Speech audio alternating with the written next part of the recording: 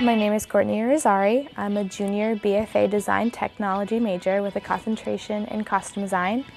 I will be graduating in May 2011, and I am currently the costume designer for the musical Illyria. Illyria is a musical, and it is based off Shakespeare's Twelfth Night. The plot's a little different this time in Illyria.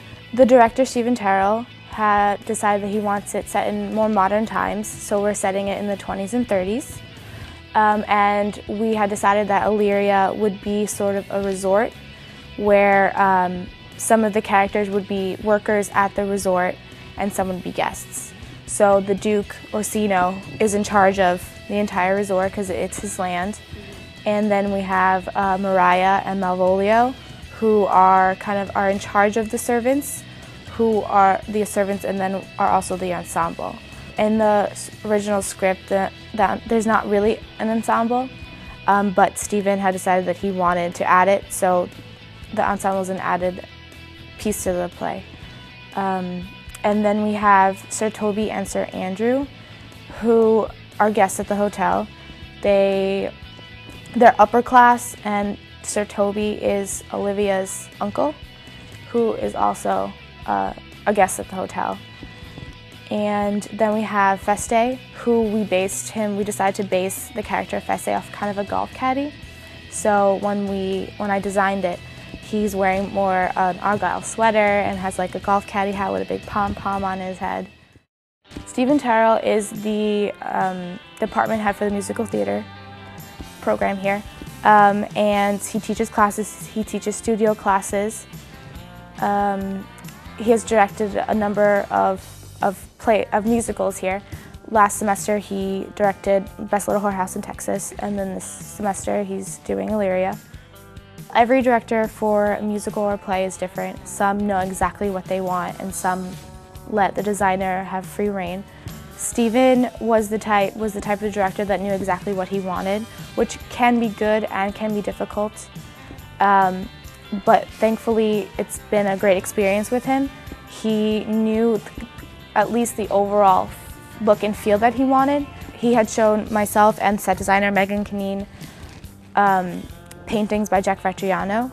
One is called The Singing Butler, and then there's also Mad Dogs. And it's more very beachy and light. The color scheme is tans and whites and creams.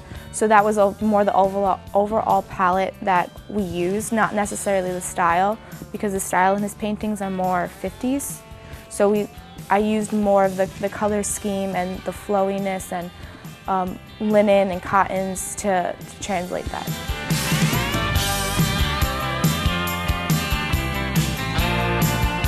I did a lot of research online. I did a lot of research at the library, both at home because I had started during the summer, and I also did a lot of research at Emerson College's library.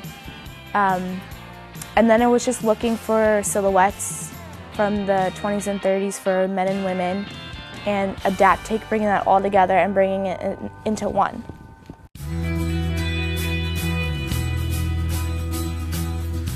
The process itself can be very long because just like with anything else, there's drafts and more drafts and drafts, and then you finally have your final concepts.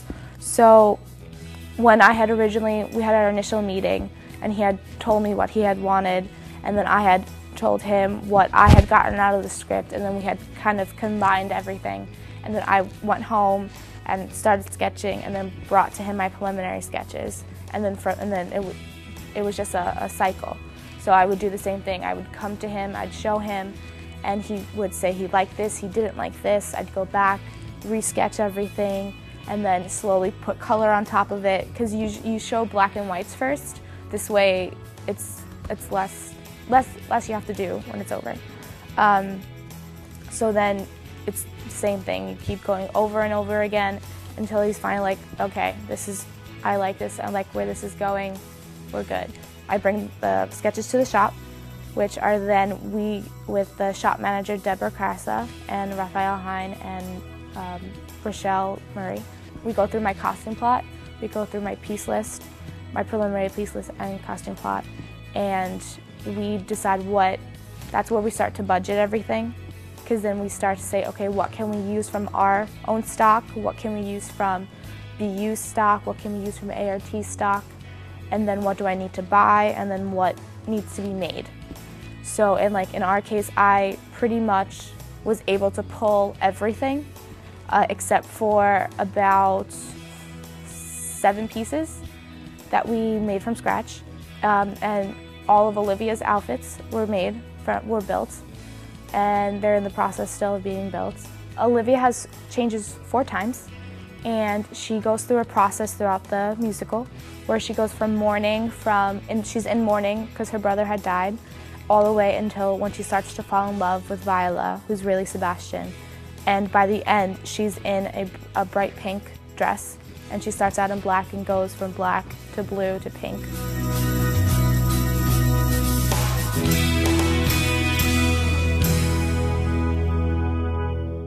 So for the opening scene, there's a shipwreck where we first see Sebastian and Viola, and where they're first separated.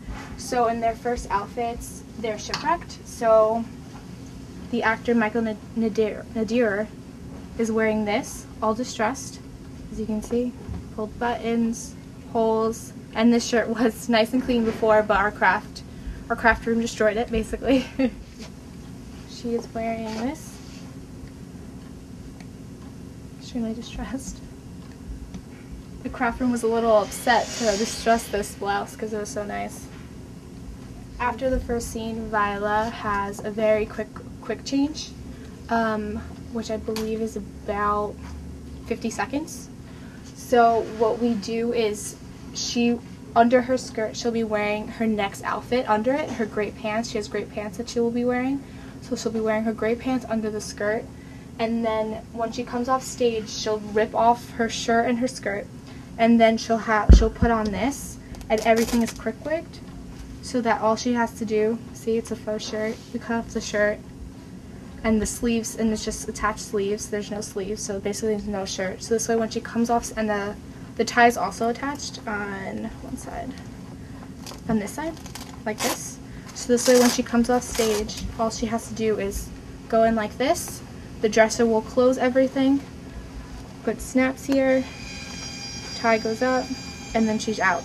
And this is the to-do rack, which still needs to be done, such as cross-cut stocking still needs to be done. There's a couple of jackets that still need to be done, as well as some embroidering, but we're looking pretty good to be loaded out on Monday, so it should be all on track, so it looks good. In the costume shop, there's stitchers, and then there's first hands. And then there's cutters and drapers.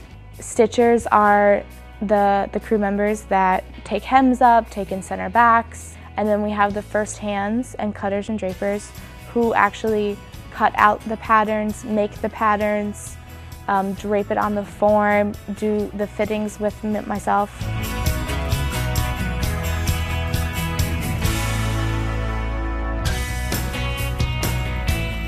It's strange to have people working for you. At first I really wasn't used to the idea, and I don't necessarily know if I like the idea of people working under me, because I'm a very hands-on person and I like to do things on my own. And I know that's not necessarily good, but I just like to know that things are getting done. So it was a little strange kind of delegating, and Raphael Hein also assigned me 2 assistants.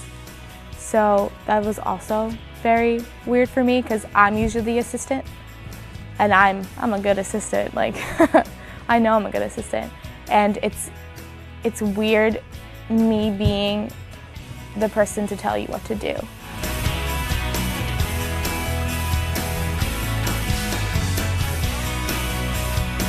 For next semester, I will be working on the Kevin Bright workshop as costume designer. And I will also be the costume design assistant for Into the Woods with Tyler Kinney, as well as Heyman. And then senior year is still up in the air.